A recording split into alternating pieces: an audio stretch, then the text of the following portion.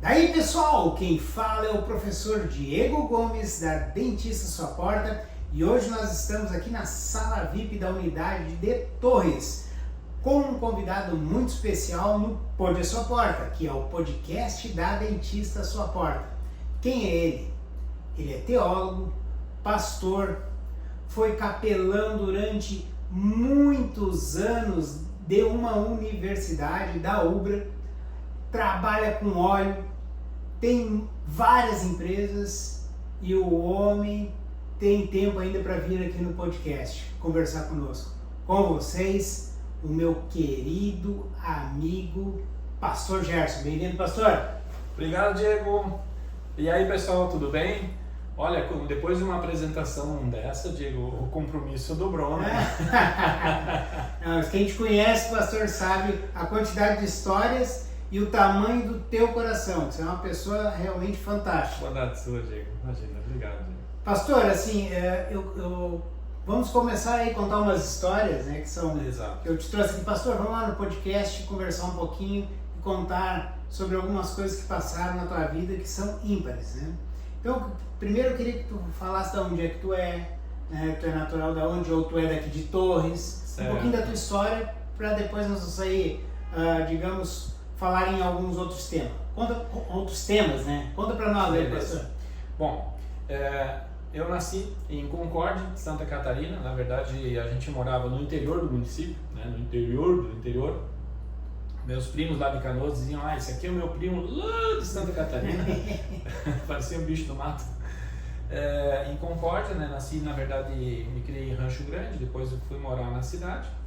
E Concórdia é a terra da Sadia, né? Com muito orgulho da Sadia, da Transbrasil, empresa aérea também, que durante muitos anos funcionou no Brasil, começou lá também, né?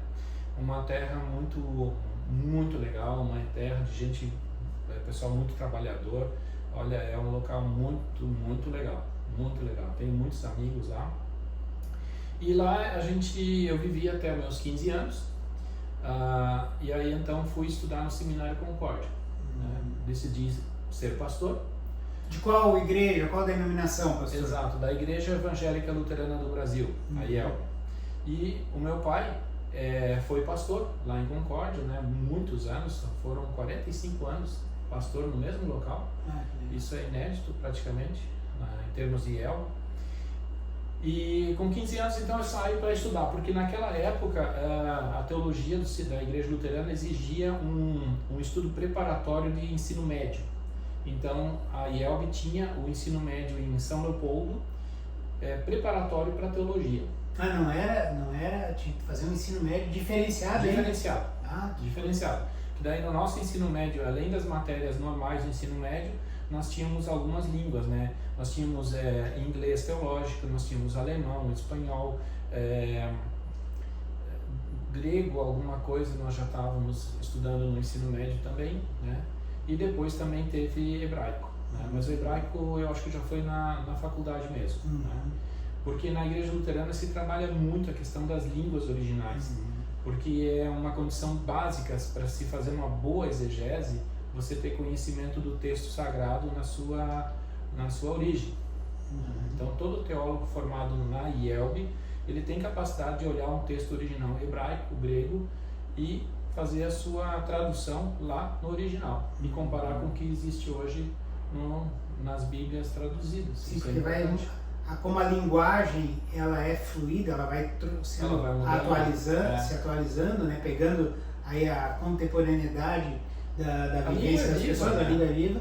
Às vezes tu pode mudar alguma interpretação, né? Então por isso que se aprende lá na raiz, no grego, no hebraico, né? Claro, aí você dá uma olhada na tradução que tem hoje, você vai ver se combina com a original. Até porque toda tradução implica numa interpretação. Né? Então a gente precisa ter um pouquinho de cuidado com isso. Por isso que é bom beber na fonte. Né? Bom, aí fui para São Leopoldo com 15 anos para estudar lá no seminário, fazer a teologia, no pré-teológico, no ensino médio pré-teológico. E depois, então, em 85, iniciamos o seminário teológico. São 6 anos de faculdade, incluindo um ano de estágio. Parecia que não ia terminar nunca, né, Diego? 6 anos? 6 anos. O total de permanência no seminário foram 9 anos. Eu achei que ia ser uma eternidade, não passou, né? 9 anos. E aí, então, estudando lá eu conheci a minha esposa, ela foi fazer ensino médio lá, eu acabei conhecendo a Juscelia, e aí namoramos, casamos, inclusive casei antes de terminar a faculdade de teologia, depois do meu estágio, nós fizemos o casamento. Deu vontade de casar, vamos casar. Que legal. Então, casamos e estamos até hoje, né? Graças a Deus. São 33 anos de casamento, né? Que bom. Um excelente casamento, família linda. Ô pastor, eu acho que sim, não sei se ela também concorda. Não, concordo, com certeza concordo. Prof. Juscelia, querida.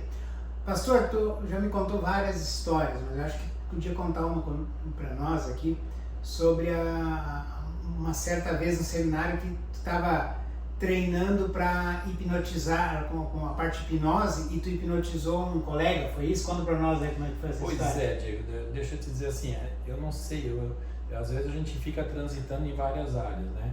Essa foi uma delas. Eu também fiz curso de piloto privado, eu não sabia ainda se eu ia mesmo ser pastor ou não, e tal, tinha uma gama de opções. E meu pai não disse nada, tu vai fazer isso ou aquilo, deixou livre. E, então, dentro da minha liberdade, eu fiz a minha escolha e não me arrependo. Né? Mas então, teve um momento que eu estudei bastante psicologia para psicologia. Né? Veja bem, psicologia necessariamente não seria psicanálise, né? E aí, uma coisa que me chamava, eu descobri que, por exemplo, existia uma técnica que se poderia usar para, inclusive, fazer cirurgia sem fazer anestesia. E uma coisa que tinha, assim, me marcado muito é a minha mãe contando como ela tinha problemas com isso, com anestesia, quase que perdeu a vida quando eu nasci, também quando meus irmãos nasceram, e que a anestesia era uma coisa que era um risco muito grande para ela. E aí eu descobri que hipnose poderia ser usado para fazer anestesia. Aí eu comecei a estudar. Que legal. Comecei a estudar hipnose. E aí estudando e tal.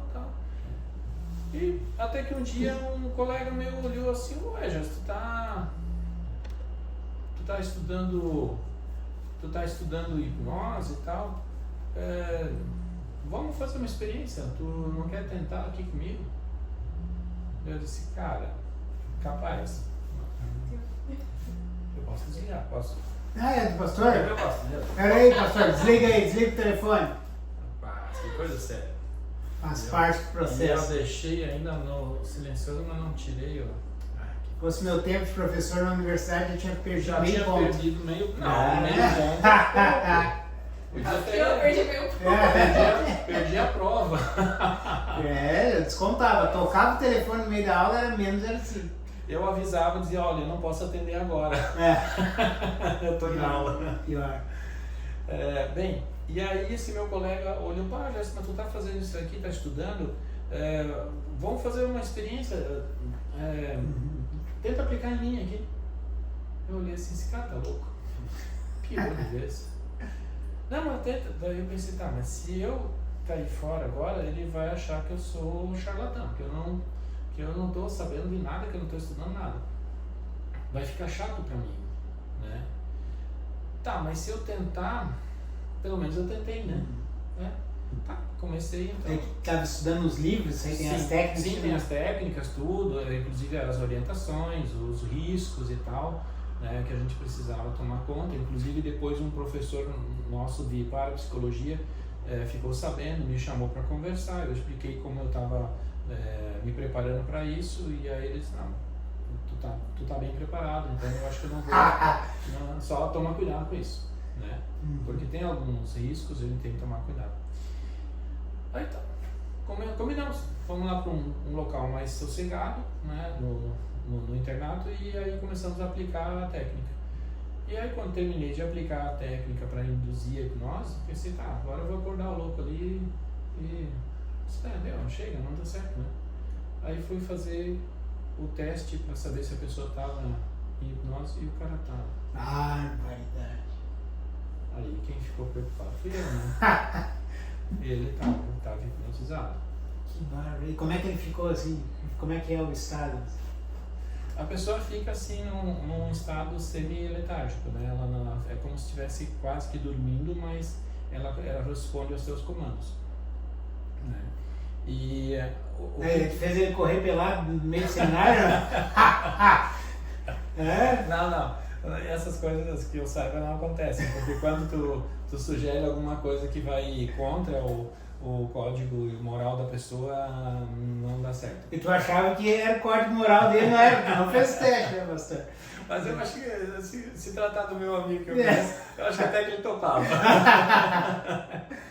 Daí ele fica meio... Ele ficou respondendo teus instintos, Sim. podia tal coisa. Daí o que é interessante na hipnose, você consegue acessar memórias de uma forma assim quase que fotográfica, né? Então você consegue pegar, ó, dia tal dia, tal mês, tal hora, o que tu tá fazendo agora? Né? Hoje é dia, vamos supor, 5 de dezembro do ano de 1999, são 15 horas da tarde, o que tu tá fazendo? O cara te responde. E daí o que se pode fazer com isso é, por exemplo, tratar de traumas. Então a pessoa de repente teve alguma situação traumática em algum momento, tu pode te aproximar naquele momento e trazer para a pessoa uma outra visão sobre aquele acontecimento, para que ela consiga elaborar isso. Então pode ser usado como um tratamento. É bastante invasivo, isso é verdade, mas funciona. E outro também, tu pode ajudar pessoas que querem se livrar de repente de algum comportamento, de alguma situação, tu pode fazer uma sugestão pós-hipnótica, né? Que quando uma determinada situação acontecer, a pessoa vai se sentir de determinada maneira e tal, né? Para ilustrar, assim, uma vez a gente fez uma sugestão pós-hipnótica que ao terminar a sessão o camarada ia pedir uma Bíblia, abrir ela e ler o Salmo 100. Né? E aí eu tinha alguns colegas ali testemunhando, tá? Terminou a hipnose e o cara acordou meio sonolento assim, tá? E a gente mudou de assunto, começamos a conversar outras coisas. Daí a pouco o rapaz, me dá alcançando a Bíblia aqui, que a gente alcançou para ele, ficamos conversando, mas aqui ó, né? Só de olho. Daí a pouco, tu tá olhando o que aqui? Eu tô olhando aqui o Salmo 100. Daí eu disse, por que tá fazendo isso? Ele olhou pra mim assim, deu mais tu fez isso? Que barbaridade. Foi. E depois para finalizar, como é que era a finalização da hipnose? O mesmo estalava os dedos e saía? É o mesmo processo que você faz para induzir, você faz ele ao inverso para tirar do estado. Você tem que ter um cuidado de fazer isso gradativamente para não assustar e tal. Já tentou aplicar na esposa, pastor? Para de comprar, eu ia pedir ajuda pro pastor fazendo a Camila. Esqueça a loja, ia ser uma boa. É uma boa técnica, podia fazer, hein, pastor? Desde que ela não sabe. Que legal. Pastor, uma outra pergunta. Depois que tu finalizou ali o seminário, que tu se forma como pastor, eu sei que tem uma história muito bacana que tu foi direcionado lá para o Pará, para o Mato Grosso. Como é que foi essa história? Como é que é essa, digamos, é o seminário que manda, é a igreja, ou tu escolhe o chamado, assim por diante? Deixa eu fazer um parênteses dessa história. Quando eu pedi a mão da minha esposa em namoro, na minha época se fazia isso, né? Eu fui lá falar com o meu sogro e disse, eu gostaria de namorar com sua filha e tal. Só que tem um detalhe, eu vou me formar pastor. E bem provavelmente eu seja enviado para um lugar bem distante daqui. Né? Eu sabia que os dois eram muito ligados. E aí a minha pergunta é a seguinte, se isso acontecer, se eu vier casar com a Juscelia, ela vai comigo? Aí eles se olharam assim, rolou uma lágrima no rosto dele. Ele olhou pra mim, ela vai. Então formalizamos aqui. Cara, dito e feito. Me formei, alguns meses depois veio chamado para ser pastor em Vila Rica. Vila Rica. uma cidade no norte do Mato Grosso, divisa com o Pará, né? Hoje uma riquíssimo. cidade... Hoje sim. Mas na hoje época é riquíssima, na época era só o nome, né? Mas olha, no norte divisa com o Pará e o Tocantins. Um lugar fantástico, né? Só que pra mim foi um choque naquele momento. Tu imagina o seguinte, tu sai de São Leopoldo, onde você dobra a esquina, você vai na parada, pega ônibus para qualquer lugar. E tem horário, né? Hoje eu vou para Porto Alegre, hoje eu vou para São Leopoldo e tal. E aí, semana que vem eu vou pegar um ônibus para Concórdia, para Curitiba, qualquer coisa. Chega lá, a realidade é outra. Eu cheguei lá, indo pela primeira vez para lá, eu não sabia como é que era a cidade, então uns 300 quilômetros antes de chegar, estrada de chão, 500 quilômetros já, aí as casas começam a cair de padrão, assim. Dali a pouco já era casa de pau a pique, com um telhado de palha. Aí eu pensei, a próxima é a minha, né? Vila Rica. Será que é... Como que é? Será que é caverna? O que é? Cara, a expectativa era essa, né? Não, cheguei lá, uma cidadezinha bem organizada, uma cidade planejada, né? Em forma de sino, de igreja, né? E uma cidade com um povo muito querido. Foi uma experiência maravilhosa, né? Mas a realidade do Mato Grosso era a seguinte naquela época. Por exemplo, chega ali em outubro, começa a chover. Setembro já.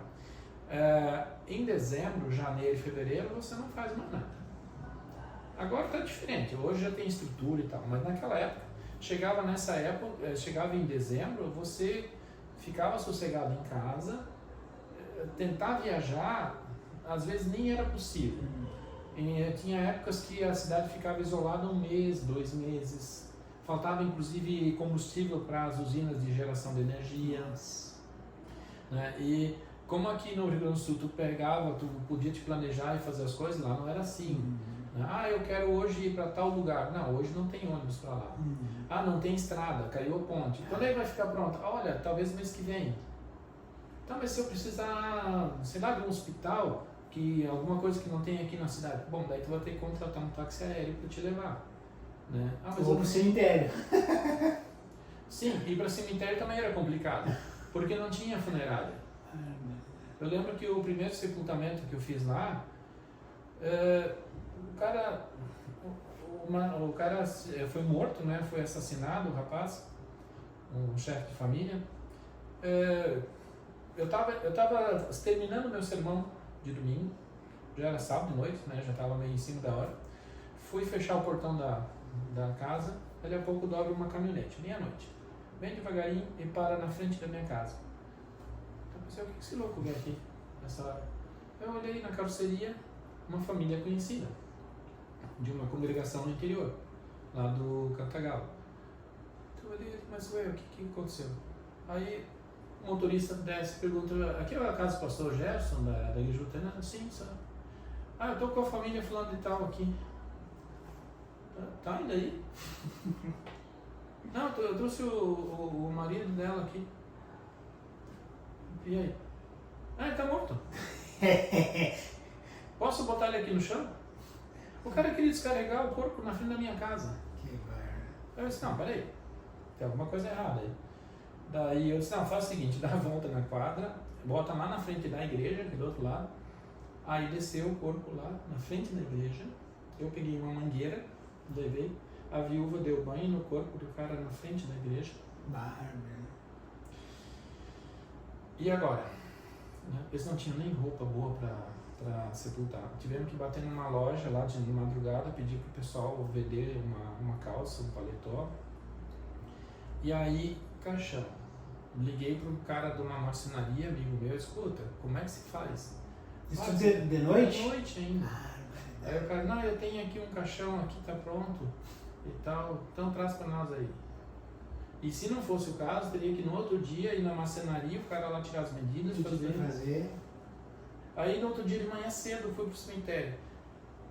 Falar com os coveiros, tá, escuta, como é que é? Não tem. Não, cova aberta não tem. Cova aberta chama morto, a gente não abre cova. Eu disse, o quê? Sério, a gente não abre, só o que chama morto. Então vamos lá porque depois nós vamos ter que levar o rapaz pra lá. Foi assim, cara. Que trabalho. Ô pastor, e para visitar a comunidade, eles vieram de carro, trouxeram, mas qual era a distância assim, das comunidades? As congregações eram assim, fora a sede, né? A mais próxima ficava 20 quilômetros, depois 50. Depois tínhamos o projeto Santa Cruz, que hoje é um município chamado Santa Cruz do Xingu. Tá? Ficava a 300 quilômetros. Mas 300 quilômetros é quantos dias de viagem para chegar? Levava 14 horas, 18 horas. Hoje é tudo asfalto, cara. É uma brincadeira. E depois a outra congregação que a gente assumiu posteriormente, a Redenção no Pará, 330 quilômetros. E Tucumã, no Pará, que daí ficava a 600 quilômetros. 600 quilômetros? Nossa, aí era uma vez por mês que ia visitar mesmo. Essa de Tucumã a cada 60 dias. 60 dias, 2 meses. E era uma viagem também. E é de ônibus, o carro? Como é que era? Para lá nós só tínhamos um veículo. Daí a gente ia até a Redenção, fazia o trabalho lá, na sequência ia para Tucumã. Mas tinha posto de gasolina para colocar no meio desse caminho? Não, claro que não, né? Como é que fazia? Gás de cozinha. Gás de cozinha. Sim, a polícia também usava. Eles só queriam conferir na hora se tu estava usando. Se tu estava usando, eles até podiam te multar. Mas se não tivesse usando, mas era normal, né? Ter o gás de cozinha naquela região onde não tem posto. Não tinha posto de gasolina. E você achava gás em qualquer boteco.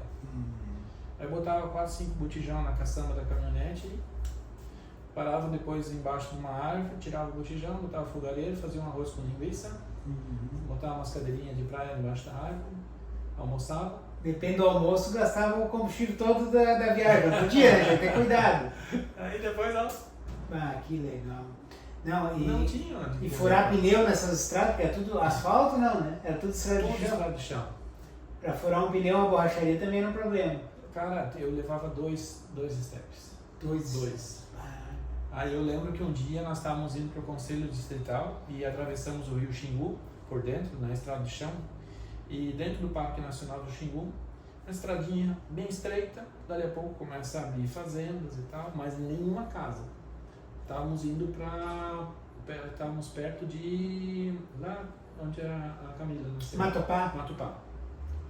E aí a minha esposa do lado assim, querendo amenizar, né, já querendo escurecer. Que bom que não tem casa por aqui, né? Com certeza também não vai ter prego na estrada, né? Ela terminou de falar, foi uf. Não que era boca, um prego, era um... Nossa. De ponte. Meu Deus. Furou o pneu, cara. Daí eu botei o step e começamos a andar. Mais 20 km, tuf. Os dois. Daí o último foi até lá. Que trabalho. Não, e no meio da mata, né? No meio da mata. Eu disse assim, agora tu não fala, mas... Fica assim. Que trabalheira. Depois, quantos anos ficou lá nessa região, professor? Nós não ficamos muito tempo, nós ficamos 3 anos. 3 anos. Depois voltou aqui para o sul. Daí depois vim ser pastor no Morro da Cruz e na Glória. Mas assim, analisando esse trabalho lá no Mato Grosso, as dificuldades eram com relação à parte física, viagem, estrada e tal.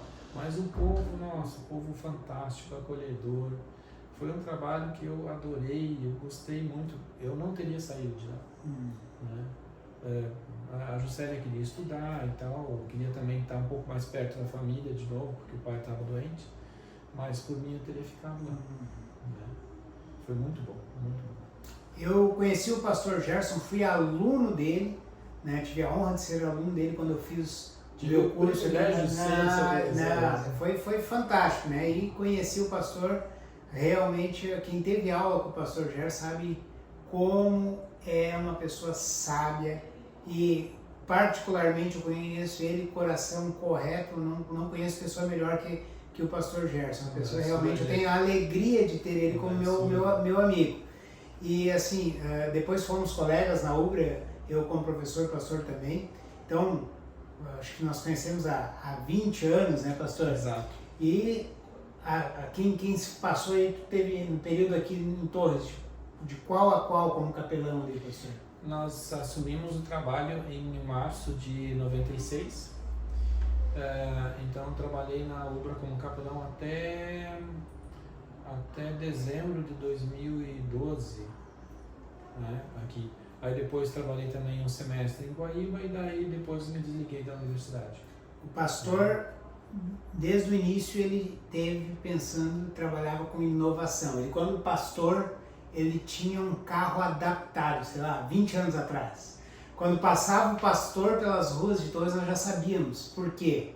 Não por causa do carro que era diferente, mas pelo cheiro, né, pastor? O que era o cheiro? O pastor teve o primeiro carro tocado a óleo, óleo de cozinha. Então ele passava, depende do restaurante que ele coletava, no projeto que ele tinha um cheiro de alguma coisa, era de peixe, era de batata frita, né? E hoje ele tem uma empresa que trabalha com óleo, tirando o óleo do meio ambiente, fazendo essa reciclagem. Então ele saiu da Ubra hoje, né, pastor? Sim. E tem uma grande empresa fantástica que tira o óleo aí, tira dos restaurantes, o pessoal, né, entrega o óleo para a Log Sul. E depois disso ele faz toda a parte de logística reversa. Conta um pouquinho como é que é esse carro aí, pastor. Tá, deixa eu fazer um parênteses antes. Tá? Perigo me dar um microfone. Pois é, assim, ó, eu assumi o trabalho em 96 aqui e aí o pessoal me deu a incumbência de iniciar o trabalho da Igreja Luterana aqui em Torres. E graças a Deus a gente conseguiu. E então até 2007 eu não tinha sábado, não tinha domingo, né? Esporadicamente a gente conseguia, porque era trabalho na universidade, de segunda a sexta, às vezes sábado também, e sábado e domingo na igreja, né? Aí em 2007 conseguimos inaugurar a nossa igreja, né? Tivemos a ajuda de toda a comunidade aqui de Torres, né? Todos, o pessoal ajudou, né? A Ubra nos ajudou, o Heraclides nos ajudou, né? O Nasser nos ajudou, um monte de gente aqui da cidade, né? Eu estaria sendo injusto, estou sendo injusto porque não estou falando de todos, né? Mas muita gente nos ajudou e conseguimos construir a igreja, inaugurar ela em 2007 e chamamos o pastor William. Daí o que aconteceu? Aí o Gerson ficou um pouquinho mais folgado, daí já começa a pensar bobagem. Daí foi onde eu comecei a pesquisar esse troço de biodiesel. E eu descobri que dava para usar óleo vegetal sem fazer biodiesel em motores diesel, né? Aí tá, eu comecei a pesquisar esse negócio, fiz umas gororoba, fiz umas amostras e entreguei para alguns amigos meus experimentar no carro, no motor diesel, né? Todos concordaram, queriam usar, mas ninguém colocou, né? Ninguém é louco o suficiente para botar uma mistura dessa. Aí a solução foi eu comprar uma caminhonete diesel. Daí eu comprei. E daí eu comecei a usar azeite. Só que no começo eu não sabia bem certo como fazer, né? E eu acabei fundindo o motor dela. Derreti o motor dela. Aí depois eu descobri um jeito certo. Aí teve um rapaz que fez uma adaptação para mim na caminhonete, no equipamento. E aí fizemos um projeto na Ubra de uso de combustíveis alternativos, né? E aí então rodamos com azeite, mas era azeite mesmo, a gente pegava do restaurante, fazia um processo de limpeza e filtragem, né?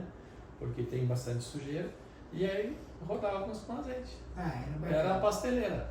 Exatamente, não era só por causa do pastor, porque era o filho dos pastel que era. Não, mas essa não foi nenhuma nem duas pessoas, vários diziam assim, pô, tô lá dentro da loja, lá no interior, lá, de repente aquele cheiro assim de pastel. Só pode ser o pastor Gerson que passou aqui na frente. Olhava na rua, tava a caminhonete passando. O cheiro era exatamente isso aí. E hoje o pastor tem uma empresa consolidada, né? Que atende o Rio Grande do Sul e Santa Catarina, né, pastor? Sim. Além de pastor, né, o pastor ele trabalha aqui na igreja luterana aqui de Torres, mas ele também tem um trabalho com a empresa Log Sul, né? E também com a Dueto, que também trabalha com lingeries, né, pastor? O pastor não experimenta mas isso foi a minha esposa que inventou. Isso aí, apoiando junto com a empresa. E aí, estamos nessa, né? Isso aí, exatamente. Nós atendemos, Diego, com a Log Sul de Criciúma até Rio Grande, praticamente. Que legal. E a região metropolitana também, de Porto Alegre, Campos em cima da Serra, toda essa região aí nós fazemos. E coletamos aí 15, 20 toneladas por mês de material que ia para a natureza, que ia poluir rios e o mar, e a gente dá uma destinação, né, adequada e ainda gera emprego e renda. E impostos. Ah, maravilha. Que bom. Parabéns pelo trabalho, viu, Obrigado. pastor? Pastor, já estamos aqui chegando no final do Pôde a Sua Porta com o pastor Gerson. Eu quero te perguntar como é que a gente pode fazer para entrar em contato com o pastor. Então, o pastor tem a rede social, você podia falar um pouquinho? Eu tenho a rede social, tenho o Facebook, né? Se bem que eu não tenho movimentado ele muito, não. Né? E o mais fácil é pelo WhatsApp mesmo ou por telefone. Eu vou colocar aqui, vocês já estão vendo aqui, esse é o contato do WhatsApp do pastor, qualquer coisa pode chamar, né, pastor? Pode. Então tá, vai estar aqui o contato e vou colocar a rede social do pastor Gerson também, se precisar falar com ele, ele está à disposição, tenho certeza disso, sempre muito querido e atencioso como sempre. Pastor, muito obrigado pela tua presença aqui no Pôde a Sua Porta, é uma alegria te receber aqui, né? E com certeza nós teremos aí outros podcasts contigo, né? Porque o pessoal com certeza vai pedir que mais histórias, e o pastor tem história para ficar aqui 5, 6 horas no mínimo, né? Só falando em coisas diferentes. Então vai ser uma alegria nós fazermos uma segunda edição. Mas muito obrigado por ter disponibilizado esse dia para ter vindo aqui nos falar um pouquinho das suas histórias de vida aí, pastor. Diego, eu quero te agradecer pela essa oportunidade, é um privilégio. E eu gostaria de concluir com dois textos bíblicos que eu acho muito importantes, servem para mim assim o tempo todo.